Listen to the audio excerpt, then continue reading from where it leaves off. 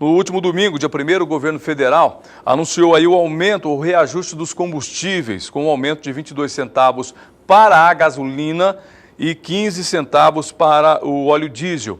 Aqui na capital do Mato Grosso do Sul, Campo Grande, nós tivemos um aumento muito significativo. Por exemplo, um tanque de combustível que alcança 55 litros, era possível enchê-lo com R$ 167.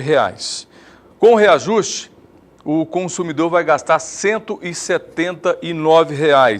Já o salário não sobe na mesma proporção do que sobem os impostos e também os custos que nós temos, principalmente com combustíveis. Aí você pode estar me perguntando, bom, mas eu vou andar menos de carro, o que isso tem a ver? Quando sobe o combustível, automaticamente sobe outros custos, como por exemplo os alimentos. E a gente sabe desse impacto que ele traz um impacto não só para o consumidor, mas também para o produtor, lá na fazenda ou aí na sua fazenda.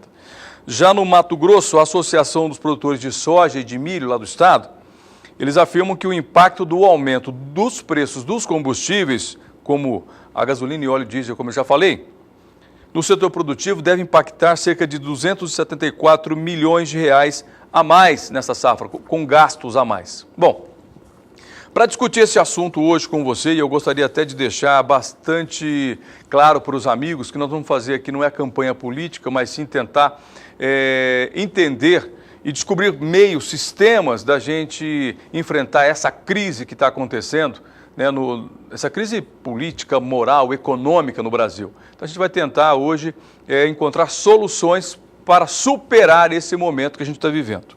Para participar do programa de hoje, nós temos aqui nos estúdios do SBA, de onde transmitimos ao vivo o programa Conexão Rural, da GM Pasto, o consultor do Simpetro, que é o Sindicato do Comércio Varejista de Combustíveis, Lubrificantes e Lojas de Conveniência de Mato Grosso do Sul, o Edson Lazarotto está aqui com a gente.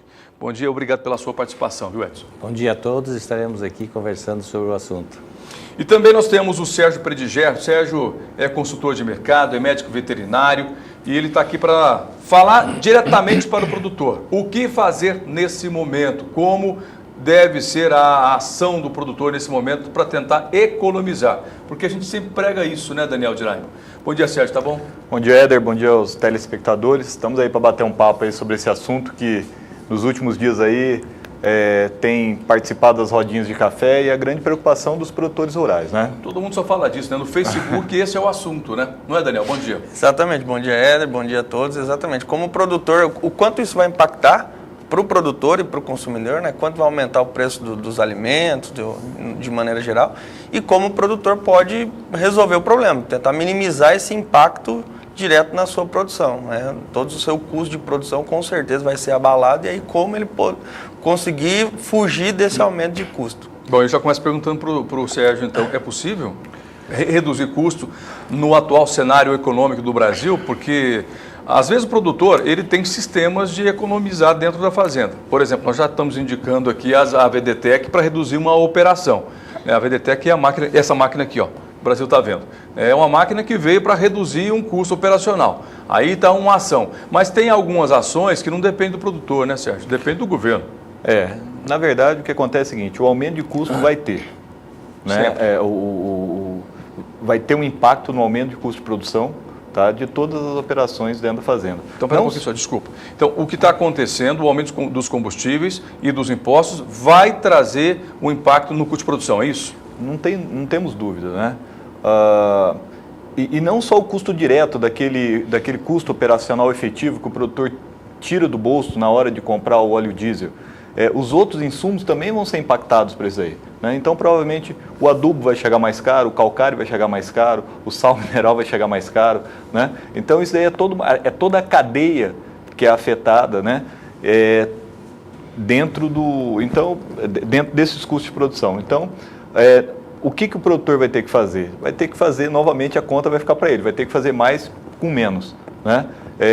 Nos últimos anos, o setor pecuário ganhou em produtividade, tá? E novamente ele vai ter que lançar mão aí de novas tecnologias, de novas oportunidades para poder efetivamente diminuir esse impacto. É difícil, né? Mas vai ter que trabalhar com muita gestão, muito controle de custos, né? e fazer uma sintonia muito fina de todos os trabalhos dentro da propriedade. Bom, a questão é como fazer isso, né, Daniel? Como fazer isso? O primeiro passo, Éder, é buscar, isso que o Sérgio falou, buscar tecnologia. Errar menos, evitar desperdício, evitar as perdas, otimizar a propriedade, aumentar a produtividade. Treinamento pessoal é fundamental também, treinar a equipe, né? A gente pouco fala sobre isso aqui, né? Aqui não. Quando nós falamos realmente de produtividade no Brasil, sempre falamos em tecnologia, mas nunca falamos em treinamento de pessoal, né? Faz parte do sistema e pacote, muitos né? desses processos ou atitudes, muitas vezes não dá um impacto imediato, ele demora um pouco para surtir efeito. Então, muitas vezes o produtor não vai sempre, como se diz, deixando. É comum isso. Para nós também, muitas vezes, isso eu deixo para depois. E quando chega um momento como esse momento de crise, aí realmente faz falta. E como o Sérgio falou, otimizar toda a propriedade para poder, no mínimo, reduzir um pouco os custos e aumentar a produtividade. Não tem outra maneira. Talvez seja o lado positivo da crise, né? Sim. Que faz a gente repensar o que a gente está fazendo. Exatamente. Deixa eu perguntar aqui para o Edson Lazarotto, que é consultor do Sinpetro, do Sindicato dos Revendedores de Produtos de Petróleo. A gente sabe que os postos de combustíveis não são culpados pelo que está acontecendo. Tem gente que chega na bomba da gasolina e começa a brigar com o frentista porque subiu o preço. Gente, pelo amor de Deus, o frentista não tem culpa de que aumentou o preço. Muitas vezes está ali cheirando aquele gás que sai da bomba de combustível e ganhando mal muitas vezes, viu? Então, o frentista não é culpado. Culpado é lá para cima. Deixa eu conversar com o Edson Lazarotto aqui, que também pode nos ajudar a esclarecer de que maneira esse custo dos combustíveis irão impactar aí, de maneira geral na economia, principalmente para o consumidor e também para o produtor rural. E só um detalhezinho antes dele falar. E a gente sabe, a gente lê isso todo dia, a gente parece que está cauterizado, tomou uma anestesia e a gente parece que não liga mais para isso. Mais da metade do que nós pagamos nos combustíveis são impostos. Não é? Com certeza, Edson? com certeza. Quem pouco em torno de 53% só de impostos. 53% do que eu ponho de combustível é imposto. Imposto. Então a gente sempre procura, inclusive todo mês de maio a gente faz uma divulgação com relação ao que você pagaria sem os impostos. E só para você ter uma ideia, custaria em torno de R$ 1,50, R$ 1,20 mais ou menos o custo do combustível sem os impostos que hoje estão impactados. Então é muito preocupante com relação no caso, o produtor, aí, no assunto que está sendo hoje, dizer para ele que a manutenção preventiva das suas máquinas, o treinamento, como foi falado agora há pouco, e sempre fazer a pesquisa de preço na sua região. Isso é importantíssimo na hora da compra do seu combustível. O que determina um preço diferente de um posto para o outro, hein? A sua estrutura. Normalmente você vai notar que tem postos que têm uma estrutura maior, ele tem um maior contingente de pessoas, então isso impacta no preço. Tem um giro maior também de produto, giro maior, consegue trabalhar com um custo menor. Um custo menor. E hoje os revendedores estão diminuindo muito as despesas para que ele possa oferecer o produto num preço mais condizente para o mercado. Os revendedores dos produtos oriundos do petróleo também estão preocupados com a situação ou não? Ou tá bom para nós, deixa do jeito que está, a gasolina está com um preço bom ou não? Está todo mundo preocupado também no setor? A preocupação é geral, inclusive porque isso impacta também na perda da venda, porque existe assim uma redução de consumo. Uma redução de consumo. Por exemplo, na cidade, aquelas pessoas que têm 3, 4 carros já começam a usar só 2 carros, procuram umas rotas alternativas e procuram alguma solução para que diminuísse o custo na sua planilha familiar. Eu acho que a primeira atitude de quem está sentindo esse peso da gasolina, acho que é reduzir a quantidade de litros no tanque, né? Quem colocava R$100 está colocando agora 50, 80, 70, colocando menos. Eu estou colocando menos gasolina. E andando menos também. Usa menos o carro, né? Usando menos o carro. Usar o carro e também procurar um produto mais alternativo, como seria o etanol, né? Eu usei etanol essa semana. Troquei a gasolina pelo etanol essa semana. Quando o preço está condizente dentro daquela margem dos 70% entre o preço da gasolina e o etanol, a opção sempre será esse combustível, que é um combustível que não agride o meio ambiente, só que falta um pouco de incentivo no governo também para que ele deslanche. Bom, para a gente só ainda continuar no assunto, mas onde é que está errado esse negócio do preço da gasolina, do preço dos combustíveis? No excesso de cargas de impostos que nós temos, não só na gasolina, mas em outros produtos também. Onde é que está o erro político e econômico nessa questão dos combustíveis? É no tributo? Nesse momento, eu acho que é o que está impactando, até porque quem está pagando o ônus dos erros que aconteceram há 2 anos atrás, que na imprensa, que todo mundo sabe, da Petrobras, infelizmente o governo resolveu fazer um plano para recuperar 20 bilhões no ano de 2015, no qual 12 bilhões seria só na parte de combustível. Então, houve essa sobrecarga do início, da entrada do PIS e COFINS e mais a volta do CID, e isso impactou gravemente nos preços. Deixa eu pegar 2 pontos aqui, aí nós vamos discutir amplamente esse assunto, viu? E aí, esses 2 pontos que eu quero abordar têm a ver diretamente com o seu setor, que é a venda de combustíveis e produção deles, né? Porque vocês revendem aquilo que é produzido, e também ao setor rural, que é o nosso setor. Etanol, que depende da cana-de-açúcar, e o biodiesel, que depende também de produtos oriundos do agronegócio. Agora, o biodiesel parece que não decolou no Brasil. Eu não sei se... Não se vê falar mais de biodiesel no Brasil. Como é que está essa situação do biodiesel? Parou, estagnou? Está funcionando o biodiesel, não está? Como é que está isso, hein? O governo ele tenta implantar o biodiesel, mas ele não está ainda, não alavancou. Está se tentando de diversas formas, estudando na parte técnica, até onde impacta isso na máquina, no automóvel, porque ele... no primeiro momento, assim, a gente ficou preocupado porque ele cria algumas borras e isso acaba trazendo problemas para o veículo. Mecânicos, né? Mecânicos. Então, ainda está em fase de estudos, está se tentando implantar, que seria uma solução também até para ajudar no campo. Claro, produção do campo. Produção do campo para trazer... biodiesel viria de vários produtos do campo, soja, o que mais? Algodão. Alguns anos atrás aí o pessoal falava até em pinhão manso. Pinhão, né? manso. Então, tem possibilidade de se fazer de vários produtos, né? Mas é importante, Éder, você falou no início do programa aí que não é um programa político, né? Mas o Brasil hoje passa por um paradoxo, né? No mundo todo, o preço do barril de petróleo diminuiu. Diminuiu, é verdade, né? caiu. Diminuiu o preço nos outros países do mundo, e o Brasil é o único país onde o preço aumentou, né? Então você vê como é que nós estamos aí na contramão da história, né? Ao mesmo tempo, vale ressaltar que esse aumento de custo, quem paga o pato final é o consumidor, né?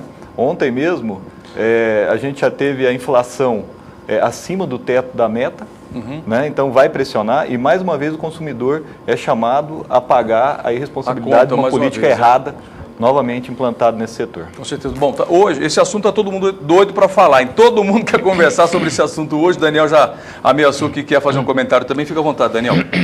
Isso que o Sérgio falou, o custo, né, como o Edson também, esse custo de produção, o Brasil é um país que vende muito matéria-prima, esses produtos do agronegócio. E como vai impactar, o produtor também vai ser impactado, porque a receita lá, além de aumentar o custo de produção, ele vai ter que vai vender menos, vai vender menos porque o nosso produto vai ficar mais caro. Então os países, nós vamos perder competitividade lá fora, outros países vão conseguir entrar nos mercados que nós tínhamos, por conta de chegar com um produto num custo maior. Além disso, né, o custo de logística vai aumentar demais, nós já temos os problemas de tempo para exportação, uma série de outros fatores que esse impacto no combustível ele é muito problemático, a gente não sabe até que ponto, até onde pode ir e quantos anos nós vamos ficar pagando, não só talvez os 12 bilhões desse ano, nos próximos anos, mas assim, até onde que isso vai impactar futuramente para nós. É verdade, essa é uma preocupação muito grande. Tem um dado que foi emitido até pelo governo, Ministério das Minas e Energia, o custo operacional efetivo do óleo diesel no setor agropecuário é em torno de 11%. Né? Só um minutinho, vamos entender essa conta sua. Então, nos custos de produção dentro do setor... custo operacional efetivo, aquele do setor agropecuário, 11%. Então, de todos os custos do setor para produzir qualquer tipo de alimento, 11% dos gastos é com óleo diesel. E isso daí vai, com certeza, com esse aumento, nós vamos ter um impacto maior. Quanto? Nós não sabemos ainda. Porque, só para você ter ideia, no transporte rodoviário de cargas, esse custo é de 30%. No transporte rodoviário de pessoas, 23%. No transporte urbano, 18%. Então, você vê que isso daí é um impacto que vem na cadeia toda. Né? Então, diretamente na fazenda, talvez esse custo operacional efetivo do óleo diesel no custo de produção nosso, talvez ele vá sair de 11% para 13%, 14%, 15%. Eu tive com um produtor, onde nós abrimos as planilhas de custo dele aí, produtor aí da região de Maracaju, que o custo operacional efetivo do óleo diesel na produção de soja e milho que ele faz, hoje já está em 15%. Né? Então, é um desembolso muito pesado. Ele já teve um aumento de 15% da produção dele, é isso? Exatamente isso aí. E como o nosso amigo aqui falou, né? 53% é tributo, né? Então, 53% desse custo aí é de tributo. Então, quer dizer, é uma carga muito pesada que toda a sociedade está carregando em cima disso daí. O Edson, claro que o tributo não tem jeito, né? É imposto, o nome já diz, é imposto, foi imposto à sociedade, o nome já diz. Para tentar a gente falar para o produtor, levar uma solução para ele, o que o produtor pode fazer para tentar reduzir os custos com o óleo diesel? Ainda mais a gente está agora numa época de safra, de plantio do safrinha, do milho safrinha. As máquinas estão a todo vapor trabalhando. Colhendo. Colhendo também, bem lembrado, colhendo a soja. E já algumas regiões preparando o algodão e preparando o milho. O que dá para fazer, hein? Além de buscar preços melhores, como você já disse para a gente. Eu ia repetir novamente, a pesquisa de preço sempre se faz pesquisa necessária. Pesquisa de preços? Uma readequação no campo, nas suas máquinas, fazer as manutenções preventivas, que eu acho importantíssimo. O treinamento que você falou com os seus funcionários para otimizar, para saber o bom uso da máquina. O bom uso da máquina. E uma série de... E eu tenho uma notícia boa. No meio de toda essa... Uma boa notícia, não? Uma notícia boa que nós tivemos com o governo do Estado desde o início de que assumiu o nosso governo agora, e agora recentemente ele nos chamou essa semana, e nós estamos conseguindo a redução da alíquota do diesel. No caso do Mato Grosso do Sul, No Mato Grosso do Sul, que briga com o estado de São Paulo e Paraná há mais de 16 anos, com essa diferencial de 17% para 12%. Isso vai impactar nas bombas e vai ser uma boa notícia para o... Então, explica melhor essa redução de ICMS, é isso? ICMS. Explica para a gente como é que funciona essa redução. Quando nós pagamos hoje aqui, quanto vocês pagam? Vocês é que transportam, é que pagam. Sim. Só que é repassado para o consumidor, tá certo? Esse é o trâmite do... O trâmite é esse. Quando nós pagamos hoje, então, de ICMS? No Mato Grosso do Sul, nós pagamos 17%. Então, espera um pouquinho. Você vai buscar o combustível onde? São Paulo? São Paulo. São Paulo. Então, para ir e entrar no Mato Grosso do Sul novamente com esse combustível, faz-se uma nota, chega aqui, vocês são obrigados a recolher 17% sobre o valor da nota total. Com vocês certeza. pagam para o governo isso. Isso. Antecipado. Antecipado. Antecipado ainda? Antes de cair na bomba. Antes de carregar na bomba. Bom, ir em São Paulo, quanto que é? 12%. 12%. Paraná então, também. 5% de diferença. 5%. E o governo aqui do Mato Grosso do Sul vai abaixar essa alíquota para quanto? Vai baixar para 12%. Vai equalizar com os outros estados? Vai equalizar porque nós estamos perdendo competitividade. Nós tivemos mais de 50 postos ao longo das rodovias fechados. Isso também é um custo também para o produtor rural, porque ele tem que se deslocar em lugares mais distantes, às vezes, para comprar o seu diesel. Então, isso vai tornar um pouquinho mais, vai diminuir um pouco o preço na bomba. Mas vai mesmo, Edson, porque a gente fala que vai, o Brasil, porque ele falou, o combustível, o petróleo baixa no mundo todinho, aí, caindo o preço do barril do petróleo. No Brasil parece que ao contrário, sobe. Não, só houve esse acordo conosco desde que isso refletisse nas bombas. O governo exigiu e nós temos o compromisso de fazer, porque realmente vai baixar, porque se não fizermos isso, nós vamos continuar perdendo competitividade com São Paulo e Paraná. Então não haveria... Os caminhões passam dentro do Mato Grosso do Sul. Eles usam a nossa malha rodoviária e abastecem nos outros estados. A gente perde muito. Diga lá, Sérgio. Só para você colocar um número aí para a gente, né? O número é em termos assim de cotação, né, que o Edson estava falando. Ontem eu fiz uma cotação em dezembro, numa das fazendas aí que nós administramos, a gente comprava o diesel colocado na fazenda, porque em fazenda a gente leva de caminhão, carga de caminhão, a gente não vem aqui na bomba do posto aqui, né? Então, a gente tem um custo ainda, para mim o custo é aquele que me chega lá na fazenda, né? Que daí eu vou colocar no meu trator lá. Na mesma fazenda, em dezembro, eu colocava o óleo diesel lá 2,57 na fazenda. Né? Ontem fiz a cotação para a mesma fazenda, ele chega lá 2,86. Né? Então, é um número bastante expressivo, né? Você vê praticamente aí em um mês... 12%. Quase. Exatamente. E a gente tem acompanhado, essa fazenda produz o quê? Boi? Não, essa fazenda é agropecuária, somente pecuária de corte. Só pecuária de corte. Só pecuária de corte. Ainda bem que a pecuária está melhor estabilizada em relação à agricultura, mas a agricultura andou perdendo, né, um pouco com a baixa da soja, do milho. O milho, inclusive, está um problema sério. Produtores não estão querendo plantar milho não nessa safrinha, né, Daniel? E além da questão de preço que perdeu, é a questão climática. Seríssimo nos últimos meses aí, de janeiro para cá, quebra de dezembro, produção, né? Quebra de produção. As primeiras sojas aqui no Mato Grosso do Sul estão sendo colhidas e assim, as primeiras ainda choveu um pouco melhor. Agora, no geral, fala-se 30%, 40%, 35% de perda, então ainda não é cedo para falar, mas além de aumento de custo, redução na receita do produtor, no faturamento dele. Inclusive o Sérgio preparou para a gente aqui alguns números de custo de produção, né, Sérgio? Sim. Esses custos de produção que você passou para mim aqui é por hectare? Por hectare. Por hectare. Olha só, hein? O preparo do solo, isso aqui é aumento. Isso aqui é aumento, ó. R$ 740, aumentou 52,5%. Não, esse é 52% do custo da área. Dessa reforma. Ah, tá. Isso refere-se de 1 hectare, 52,5% refere-se ao preparo do solo. Exatamente isso aí. Adubo 27,7%, R$ 390. Calcário 12,8%, R$ 180. E semente R$ 100, 7%. Um custo total de preparo de área para plantio, uma reforma de pastagem. Reforma de pastagem. Pegar um pasto degradado e reformá-lo. R$ 410. Será que compensa pelo preço esse custo de produção, pelo preço pago pela arroba, não? Não, hoje assim, que na verdade se você pega um trabalho de reforma de pastagem, essa pastagem ela estaria produzindo praticamente zero, né? Então é a maneira que o produtor vai ter de fazer uma inversão, fazer um investimento para poder retornar, ter produtividade dentro das fazendas, né? Entendi. Então, isso daí. Hoje, só para você ter ideia, a Embrapa Gado de Corte aqui, em Campo Grande, ela estima que no Brasil Central, nessa área nossa, que nós chamamos aí do bioma de Cerrado, 80% das pastagens, elas estão degradadas ou em algum estágio de degradação. Né? Então, uma parte dessas pastagens, nós conseguimos fazer uma recuperação dela. Quer dizer, a recuperação ela não vai precisar ter uma atividade de replantio, de gradiação. Né? Você consegue recuperar o stand de capim, né? Com outros instrumentos, outra tecnologia, que sai mais ou menos 70% desse custo também. Né? Então, ao invés de você gastar 1.400, você vai gastar 70% disso daí.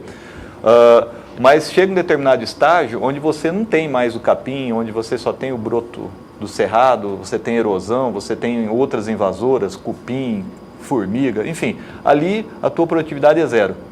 Então isso daí é um custo, tá? Onde você vai pegar essa área que está degradada, fazer uma reforma. Quer dizer, você vai ter que... Por hectare gasta R$ 1.410, né? Isso levando em consideração uma área de 800 hectares, é isso? Essa aí foi uma área, especificamente uma das fazendas que nós trabalhamos, que é na faixa de 850 hectares. Agora, né? Quanto que é o impacto do óleo diesel nessa reforma? De 1.410, qual que é o impacto em percentual do óleo diesel? Olha, nós acreditamos que ela vai sair aí em torno de 11% desse custo total. Eu acredito que ela deve chegar aí a uns 15% hoje. De 11 a 15.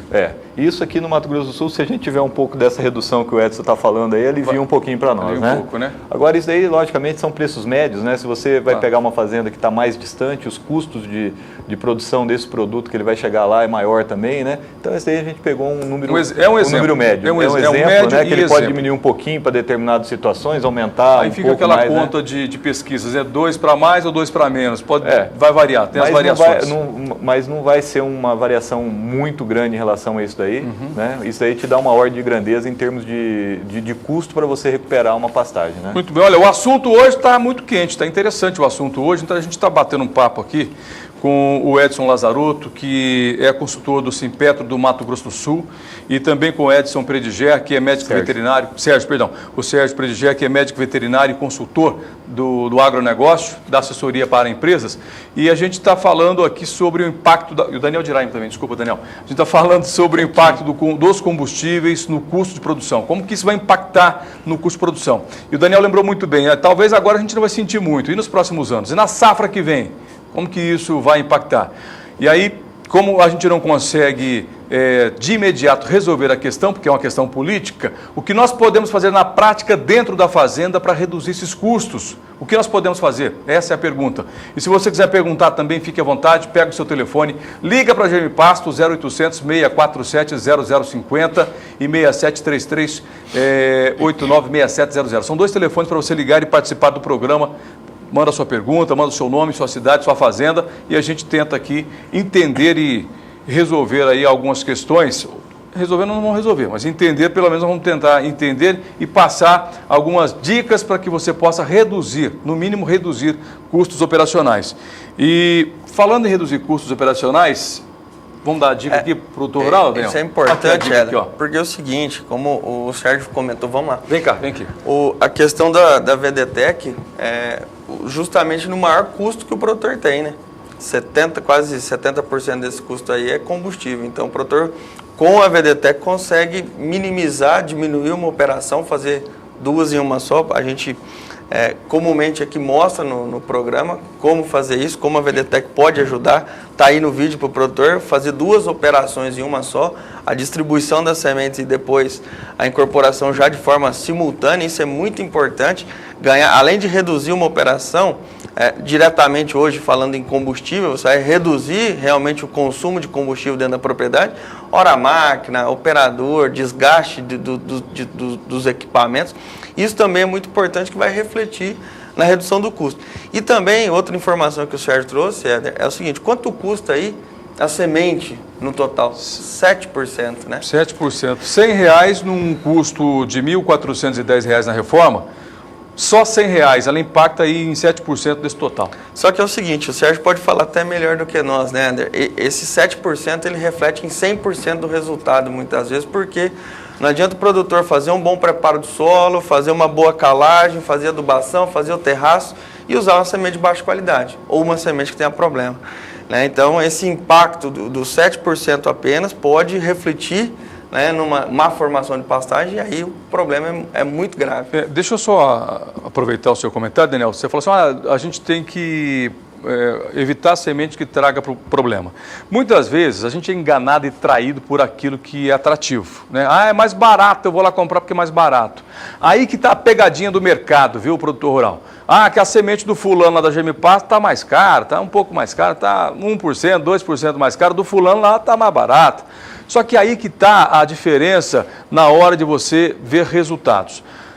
É um pouquinho, talvez, em relação a este custo que você está vendo, não um custo justo, porque o que é bom tem que ter um custo justo. Ou estou errado, gente? Ou não? Tem que ter um custo justo. Então, você vê lá o preço da Gemipasto, atraído por um outro preço, talvez menor de mercado, você compra. Só que a diferença, vai jogar mais sementes por hectares e, pior de tudo, o risco que você está correndo de levar para a sua área nematóides, pagar por sujeiras, impurezas, não é, Daniel? Pragas, e realmente, Éder, não ter o resultado, né? Todo esse processo, muitas vezes, são 3, 4, 5 meses para chegar até o momento de fazer a semeadura, faz o plantio, chove e cadê o pasto? Preparou a área, os animais foram comprados, precisa soltar os animais no pasto e não tem o pasto. Isso acontece, Sérgio? Demais? Acho que acontece demais. Isso aí é muito comum, né? A gente, como o Daniel está falando, a gente passa aí 4, 5 meses aí fazendo preparo de solo, aí justamente na hora de você ganhar 10, você chuta a bola para fora, entendeu? E aí você leva todo o problema, porque um pasto mal formado, né, ele produz menos matéria seca, né, ele vai ter uma consequência que muitas vezes nós vamos ter que levar aí vários anos, né, até você voltar naquela área para fazer um serviço bem feito novamente. Parece né? o Brasil, né, Sérgio? E refazer o serviço, Éder, até consegue, né? Você preparou, formou mal, entra lá novamente e faz um novo plantio. Porém, o tempo não tem mais como, e muitas vezes é o que acontece. Aumentou a lotação da fazenda, tem que distribuir esses animais em outras áreas, e aquilo que o Sérgio falou, as áreas no Brasil Central e no Brasil de maneira geral já estão em algum estágio de degradação. Aumentou a lotação, vai acelerar esse processo, então o problema só aumenta. E, como nós falamos, são apenas 7% do custo total. Isso poderíamos até extrapolar de 7 a 10, 12%, é a média geral. Mas ainda assim é o custo mais barato. É muito baixo, do total é o mais barato. Sim, e é o que vai representar, como nós falamos, ele vai dar 100% do resultado. Então, assim, é muito importante o produtor ter essa consciência, buscar informação, como o Edson também falou, pesquisar. Né, buscar, da mesma maneira que o produtor pesquisar o combustível, pesquisar a semente e avaliar o custo-benefício efetivo que vai ter na propriedade. Daniel, e você falou tudo, viu? Por que prepara o solo? Para plantar semente. Né? Por que você faz os gastos, os investimentos com adubo e calcário? Para ter um resultado bom da germinação da semente.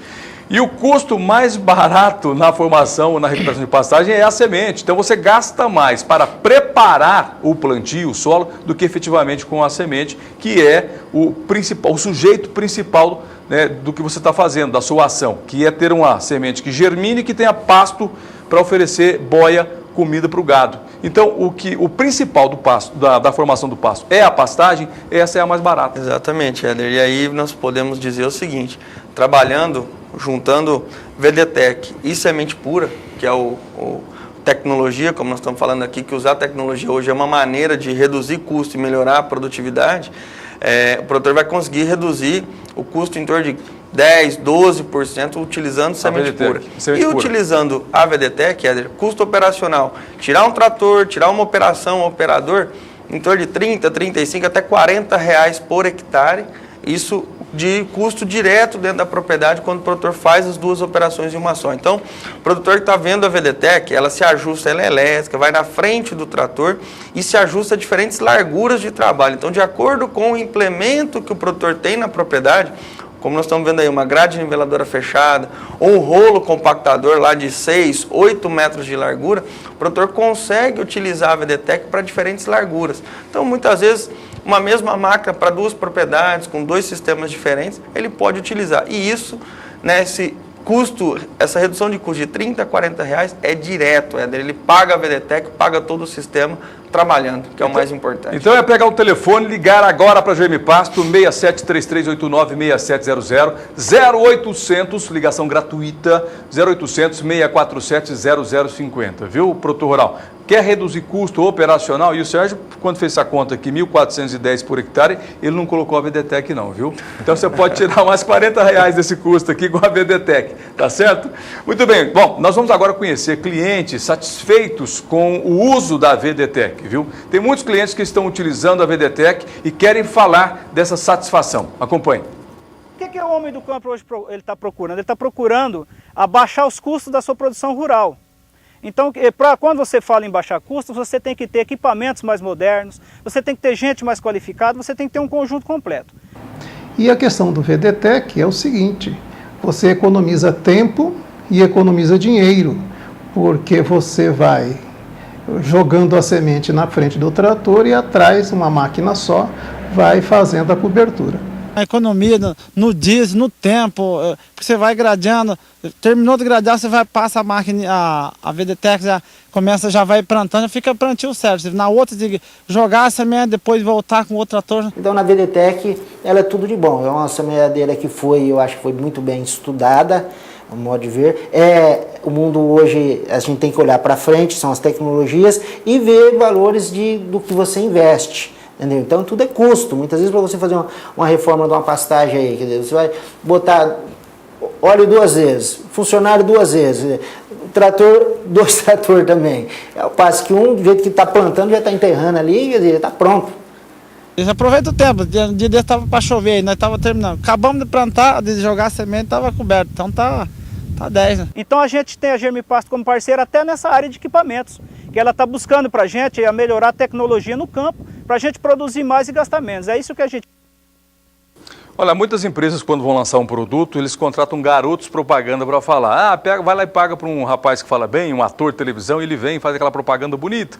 Aí não é garoto propaganda, não. Isso aí é gente de verdade, de carne e osso que nem a gente. É gente real.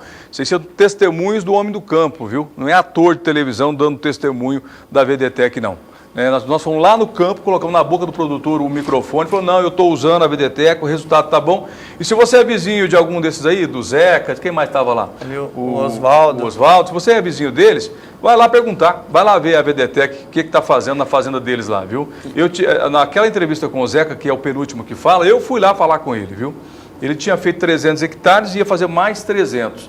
E o que ele fala é real mesmo. Olha, aqui a gente tinha dificuldade.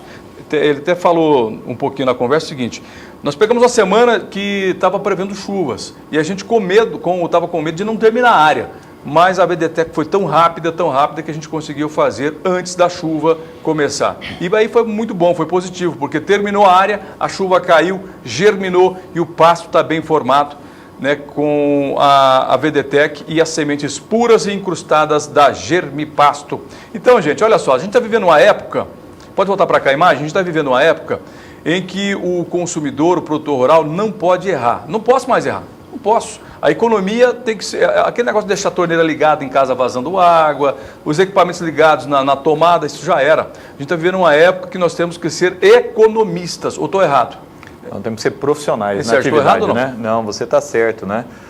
Hoje em dia, né, a questão de fazer a gestão do seu negócio... ela passa desde a parte do planejamento, né? A parte da execução, controle e monitoramento das atividades. Então, é fundamental o produtor ter o controle, saber quanto custa cada situação. Essa torneira de água ligada que você fala, ela tem um custo. O tempo na fazenda, ela tem um custo. Talvez voltando aí à questão da VDTEC, né? Muitas vezes você vai ter 20 ou 30 dias de antecedência e fazer o serviço no momento que tem que ser feito. Né? Então, isso daí, o tempo impacta muito também nos resultados da atividade. Formar melhor a pastagem, ter a pastagem pronta mais cedo, né? Ou seja, conseguir antecipar a entrada dos animais, né? Você aproveitar uma época de chuva, de temperatura, para estabelecer essa pastagem no momento mais adequado. Porque aquela história, esse ano está seco, esse ano vai ter inverno. Não, todo ano tem inverno, todo ano tem isso aqui. É preparar, fazer o planejamento, tomar as ações, as medidas para conviver, para minimizar o problema no inverno. Então, formar uma pastagem estratégica, o que o produtor pode fazer. E, como você falou, fazer bem feito. Fazer errado, gastar R$ 1.400 e fazer errado também acontece. Então, qual é o momento de distribuir o calcário, qual é o momento de colocar o adubo, quando fazer os terraços, como fazer um bom preparo do solo, uma grade de 28 ou de 32, depende da situação. Então, tudo isso, fazendo de forma, às vezes pode gastar os R$ 1.400 e não ter a pastagem formada. E como nós falamos aqui, a pastagem é perene. Esses R$ 1.400, lógico, vai ter manutenção, adubação, herbicida, futuro. Porém, quantos anos o produtor vai utilizar essa pastagem? Em cima do tempo que a gente está falando. Se nós pegarmos só um pouquinho, 10 anos essa pastagem. Você dilui pelo custo, né? E aí você gastou R$ 100 para formar em sementes, é R$ 10 por ano. A semente realmente é dinheiro, hoje está quase mais barato que o litro de gasolina. Só que o gado não come só uma vez por ano, ele come o ano todo. Então você pode dividir esses R$ 10 por 365 dias, sabe quanto gastou por dia, né? Muito barato. É muito barato. Deixa eu voltar a bater um papo com o Edson Lazzaroto, porque ele está meio abandonado aqui. E a gente ele não está aqui para ser bombardeado pela questão do preço do combustível, dos combustíveis que subiram, né? Mesmo porque não é ele que produz gasolina, não é ele que produz o óleo diesel. Está aqui também como vítima do que está acontecendo, porque eles são revendedores dos produtos. Agora, Edson, a gente ouve por aí, a rádio, Facebook corre muito, né? O pessoal está comentando que aí nós teremos aí de 3 a 4 aumentos esse ano. Você sabe se isso é verdade, de aumento dos combustíveis? É possível que isso aconteça ou não? Não, eu acho difícil pelo seguinte, quando foi feito esse plano para arrecadar 20 bilhões durante o ano de 2015, no qual impactaria 12 bilhões só na área de combustível, eu acho muito difícil ter um novo aumento nesse momento. Você acha que até o final do ano permanece só esse aumento ou não? Eu acho que ele deve ficar nesses patamares aí, talvez ali no dia 1º de maio, que realmente a CID vai entrar, porque ainda ela não entrou. Ela não entrou ainda. Ela só, o governo fez o seguinte, ela aumentou um pouco mais as alíquotas do PIS e COFINS para compensar o CID. A CID entra no dia 1º de maio, então talvez haja uma redução de centavos aí a partir do dia 1º de maio. Então pode haver uma redução, mas eu não acredito num aumento nesse momento, porque está muito difícil até o povo não está aceitando essa... Não é por falta de vontade do governo, né? Não é por... Não tem condições políticas. Você está muito melindroso nesse momento para o governo falar em um outro aumento tão breve, é isso? Eu acho que eles estão assim, muito receosos com relação a isso, até porque, como o Sérgio falou, no mundo inteiro o preço do barril caiu 50% e nós estamos aumentando o preço.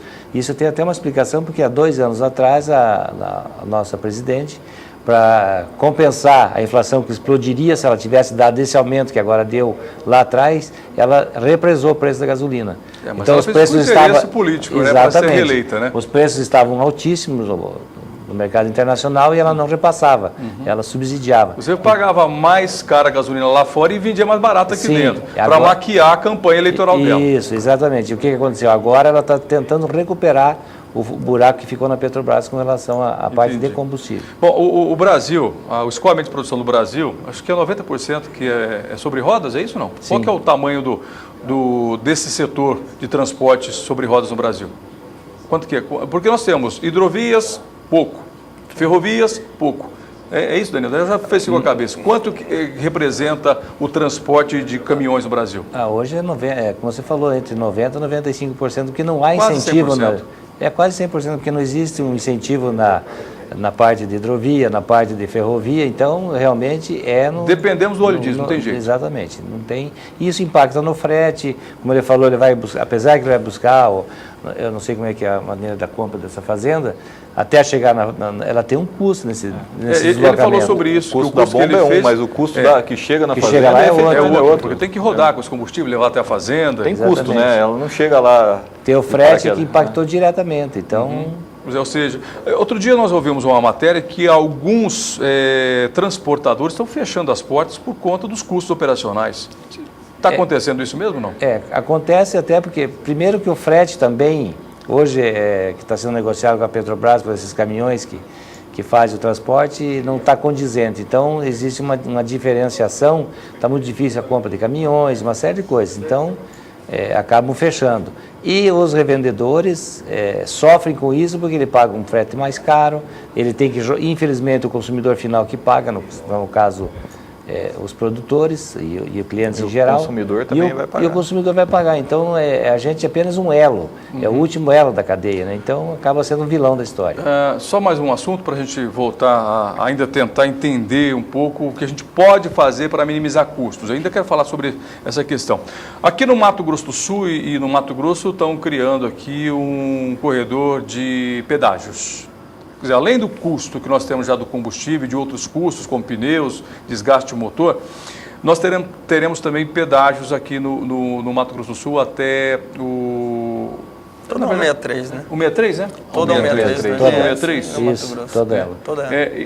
Bom, eu vejo um lado positivo nisso. Nós teremos, né, talvez, melhores rodovias. Vai diminuir, talvez, o desgaste de pneus, né, Sérgio? Me ajuda aí. Desgasta menos pneus, a rodovia boa vai gastar menos combustíveis, mas impacta economicamente. Como é que vocês entendem essa relação de mais pedágio, mais custo no combustível? Impacta no custo de produção, impacta para o bolso do produtor rural? Eu acho assim, tudo que é custo vai impactar e infelizmente vai sobrar para o consumidor.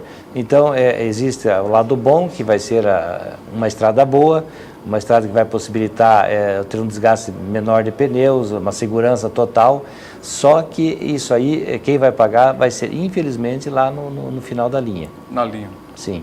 Ou seja, vai sempre estourar para o produtor e para o consumidor, as duas pontas, né, Sérgio? A ponta produtiva e a ponta consumidora. O consumidor, novamente, ele está sendo chamado para pagar a conta. Sim. Né? De uma ou de outra maneira, isso daí vai ser repassado. O produtor, é bem provável que não vai... como a tendência é de um aumento de inflação, existe uma tendência também de diminuição de consumo, né? Obviamente, para o produtor, ele vai ter que abrir mão de uma margem de lucro para poder também sobreviver no negócio. Para ele poder minimizar isso aí, ele tem que aumentar a produtividade dele, né? Sérgio, na sua conta, quanto que o produtor vai perder de lucro com o que está acontecendo nesse cenário político? Você já fez esse cálculo? Não? Imagina. Não tem como... hoje, nós não temos condição de falar de estimar, precisamente com isso daí, Éder, né? Mas com certeza, nós temos assim, por exemplo, no mercado pecuário hoje, no mercado de gado de corte, 80% do consumo da carne que é produzido no Brasil é um consumo interno, né? 20% é para exportação. Né? Obviamente que a hora que a gente diminui o poder aquisitivo do consumidor, ele vai comer menos, né? Então, com certeza, isso aí vai ter um impacto. Hoje, a arroba chegou a... ela está sendo pressionada um pouquinho para baixo. 100 e quanto? 140 fechou ontem? Não. Menos ainda? Hoje 136, né? 136. Nossa, onde? São Vaca Paulo? 126. Ele varia por estado, mas a referência sua aqui. Aqui em Mato Grosso do Sul. 136, o boi gordo. 136. Existe uma tendência, mas é que eu falei assim, não, podia ter abaixado mais. Talvez sim, mas é que, na verdade, houve um conjunto de acontecimentos nesses últimos anos, especificamente dentro da pecuária, diminuição de área que foi substituída por lavoura, por eucalipto, por cana, né? Então diminuiu o rebanho, diminuiu o número de matrizes e a lei da oferta e procura na pecuária funciona de uma maneira muito cristalina. Também nós pregamos a diversificação aqui várias vezes, né, Daniel? Exatamente. Ao mesmo tempo, né, como esses 20% de carne que o Brasil exporta, como também o real está sendo desvalorizado em relação ao dólar, então talvez a gente consiga compensar um pouquinho com um pouquinho mais de exportação, né? Então, quanto mais desvalorizado o nosso real, a gente acaba ficando mais competitivo fora. Ontem o dólar fechou quase a 2,78 aí, né? Isso daí torna, infelizmente, de uma maneira torta, né? Uma possibilidade de a gente exportar um pouquinho mais de carne e de outros grãos também, né? Soja, enfim, as commodities começam a ficar mais atraentes, as commodities brasileiras começam a ficar mais atraentes para o mercado exterior. O problema é que ao mesmo passo que fica mais competitivo, os insumos são em dólar também, Sim. Então acaba o adobo, o fertilizante. Achata a margem aquilo que o Sérgio falou, lucro em cima o disso produtor, aí. a receita vai... Nós não temos uma fórmula mágica, uma receita para você ganhar dinheiro, mas o alerta fica aqui, a gente pode economizar, né? Porque isso é eficiente. Talvez essa seja assim, o resumo, esses dois pontos sejam o resumo do nosso bate-papo. Ser mais eficiente e ser mais econômico, Sérgio, é isso? Eu acredito assim que até para a gente poder ser mais eficiente, mais econômico, a gente precisa de uma gestão adequada do seu negócio. A gente saber quanto custa cada produto que nós estamos produzindo, por exemplo. Nunca fez isso, o que faz? Chama quem? Não, assim, ele tem que se profissionalizar. Não, ele tem que ter possibilidade de se treinar, ele tem que se profissionalizar. Aqueles que não se profissionalizarem, eles estão saindo do mercado. Mas imagina o seguinte, para um pouquinho só, tá bom, eu entendo você. Mas o produtor está lá na roça, lá na fazenda, ele vai para onde? Para a cidade mais próxima, para o sindicato rural? Onde é que ele vai? Não, ele tem que procurar informação. A internet? Ele vai ter que procurar informação. Né? Hoje em dia, as informações... Vai ter que correr atrás, é isso? Tem que correr atrás. Vai ter que, se quiser permanecer no negócio, vai ter que aprender, vai ter que estudar de novo, voltar para a carteira, saber o custo de produção. Então, é importante, quando a gente fala na profissionalização, o produtor saber quanto custa aquele saco de soja que ele está produzindo, quanto custa aquela arroba de boi gordo que ele está produzindo, quanto custa aquele seu bezerro desmamado, né? Então, é importante ele ter esse controle do custo de produção, tá? Para ele saber efetivamente aonde ele está ganhando ou perdendo e aonde ele pode, dentro do sistema de produção dele, otimizar esses custos, né? Não, traduzindo, o produtor agora não pode mais produzir a revelia, sem saber o que ele está gastando, o que está ganhando. Vai ter que controlar na caderneta mesmo, ali no papelzinho, escrevendo, gastei tanto para produzir o bezerro, gastei tanto para produzir a vaca, gastei tanto para produzir a soja, é isso? Exatamente, até porque você perguntou, Sérgio, quanto está a arroba? 136. Se eu não sei quanto que eu estou produzindo essa arroba, eu nem sei se eu estou ganhando ou perdendo também. Se é bom ou é ruim. Né? Se é bom ou se é ruim, né? Muitas vezes eu falo assim, 136 está ruim pra caramba, né? Mas é ruim baseado no quê? Né? Ou está muito bom, mas está bom. De repente ele está produzindo a 140, está ruim então, né? Mas desculpa, e a gente vai chamar uma matéria já aqui, um cliente satisfeito. Aqui no Brasil nós temos um conceito errado de produção. O nosso valor maior de produção é a terra, não é o que produz da terra. O brasileiro acha que para ser fazendeiro tem que ter muita terra. Não, tem que ter muita terra, 5 mil, 10 mil, 30 mil hectares. Né? E a gente vê que em outros países, e até mesmo no Brasil, nós temos o exemplo do Paraná, por exemplo, no Rio Grande do Sul, produtores com 100 hectares, 60 hectares são produtivos. Sim. Ou estou errado, Daniel? Não, está certo. É realmente isso aí, André, aumentar a produtividade, mudar a cultura, terras, né? Trabalhar com outras áreas, aumentar mesmo a eficiência, mesmo na pecuária de corte.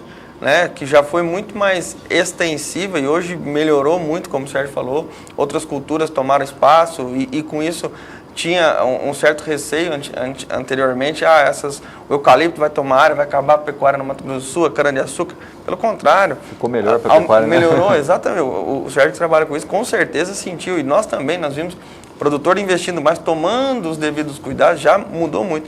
E aquilo que você falou, talvez não precise de nada muito sofisticado. A cadernetinha ali mesmo anotando já é um primeiro passo, já começa a ter noção do quanto está gastando, qual é o custo de produção para poder avaliar. Tá bom, tá ruim, é aqui, aonde eu vou investir, aonde fazer, lógico, uma propriedade maior ou um sistema produtivo mais eficiente, mais intensivo, aí sim buscar muito mais informação, gente gabaritada para poder ajudar. Trabalhar nisso aí. Essa visão, porque na verdade, essa questão, assim, não precisa ter muita terra ou menos terra, é uma visão patrimonialista, né? Então a gente pega e fala assim, bom, o que é o patrimônio e o que é renda? São duas coisas diferentes. Né? O patrimônio é a terra, a renda é o que produz dela, é isso? Exatamente, porque se você for pegar, por exemplo, quanto custa uma fazenda? A fazenda custa 100, né? 88%, 90% disso daí é o valor da terra e dos investimentos que estão em cima dela. O restante é o gado que está em cima dela ou alguma coisa assim. Então, são visões, né, de gestão nova que a gente trabalha, né, que é uma questão de renda é uma coisa e a outra questão patrimonial. Patrimonial. Né? E, obviamente, num sistema maior de produção, você tem uma economia de escala maior, você dilui os seus custos fixos. Né? Então, você tem mais produtos, você dilui os seus custos fixos, você não dilui os seus custos variáveis. Mas eu posso também só pode ter mais torneira também, né? Mais sem dúvida torneira aberta, vazando, né? luz acesa. Eu posso então... ter muitos bens e ser pobre, porque vamos supor, alguém tem aí 100 casas, mas nenhuma está alugada, não está ganhando dinheiro. Não tem renda, não tem a renda, né? Só tem o patrimônio, só está pagando imposto. Então você tem que fazer o teu patrimônio render. O Edson, você tem uma terrinha também, não? Fazendinho, sítiozinho, não tem nada, não? Não tem. Só posto de gasolina. Tá bom, só ajuda o produtor, né? Só ajuda. Com certeza, isso é muito bom. Olha, nós temos um cliente aí, que é um cliente satisfeito, é o Rodrigo Alves. O Rodrigo, eu encontrei ele na Dinapec do ano passado e conversando com ele, falou, não, eu sou cliente da GM Pasto há muito tempo e eu pode colocar o microfone aqui que eu quero falar bem da GM Pasto. Roda o Rodrigo pra gente aí.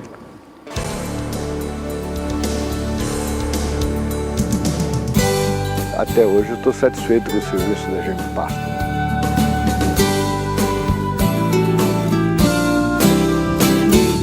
Satisfeitíssimo. O atendimento foi muito bom e o resultado foi perfeito. Nós tivemos ótima germinação com a formação da pastagem dentro da minha expectativa. Que variedade o senhor comprou da GM Pasto? Foi a braquiária variedade Piatã. O resultado foi bom? O resultado foi excelente, foi muito bom, realmente muito bom. Para que uso? Foi para uso de pastagem mesmo. Foi numa integração em que eu plantei o milho e junto com o milho eu plantei a pastagem de Piatã para posterior uso do gado. E nós podemos então afirmar que o senhor é um cliente satisfeito do GM Pasto? Sim, com certeza.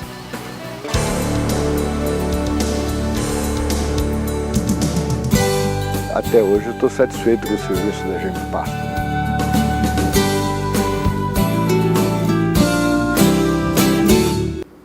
Um abraço, senhor Rodrigo Álvares. O senhor Rodrigo é médico veterinário, foi presidente do IAGRO, que é o Instituto de Defesa Agropecuária e Sanitária do Mato Grosso do Sul, e ele é cliente GM Pasto, viu? Fez a escolha certa, né, Daniel?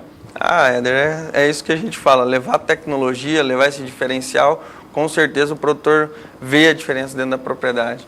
E é esse casamento perfeito, o produtor querendo essa mudança de atitude também, mudar, e aí buscar produtos, tecnologias, com certeza vai melhorar a produtividade. E a VDTEC, além dos produtos que a GM Pasto tem na questão de qualidade de semente, vem para ajudar, né, diretamente o produtor rural, poder fazer duas operações de uma só, reduzir custo, aumentar a produtividade, aumentar o resultado, você ter uma melhor formação de pastagem, isso é muito importante para conseguir aumentar a sua produção e com certeza trabalhar com mais tempo, mais tranquilo, conseguir evitar os problemas. A gente está falando em custo, reduzir custo, fazer isso e lembrar que a propriedade é uma empresa de céu aberto, ela não depende exclusivamente do produtor. O produtor pode fazer as boas escolhas, usar a tecnologia, fazer o máximo, porém tem as intempéries climáticas, tem a estiagem, tem a geada, tem ataque de pragas que podem prejudicar. E aí, utilizando as tecnologias, tende a melhorar. Como nós estamos vendo na imagem, a VDTEC sendo utilizada também